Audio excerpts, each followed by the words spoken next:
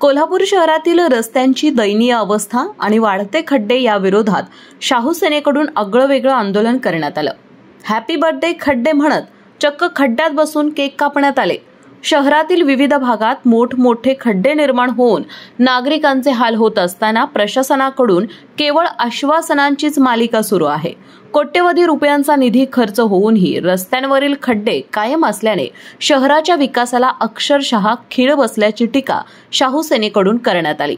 मागील 3 वर्षात शाहू सेनेकडून खड्ड्यांवर विविध प्रकारची आंदोलने करण्यात आली होती। 100 जीवघेण्या खड्ड्यांचे छायाचित्र प्रदर्शन, खड्ड्यांमध्ये वृक्षारोपण, निदर्शने, तरीही प्रशासन जागं झालं नाही। त्यामुळे यंदा या समस्येकडे लक्ष वेधण्यासाठी खड्ड्यांचा वाढदिवस साजरा करण्यात आला।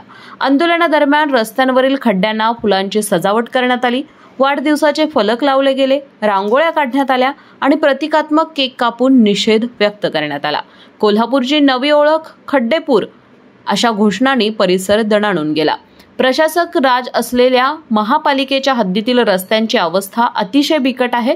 कोट्यवधींच्या निधीचा चुराडा होत असताना अधिकारी मात्र स्वतःची पाठ थोपटत आहेत।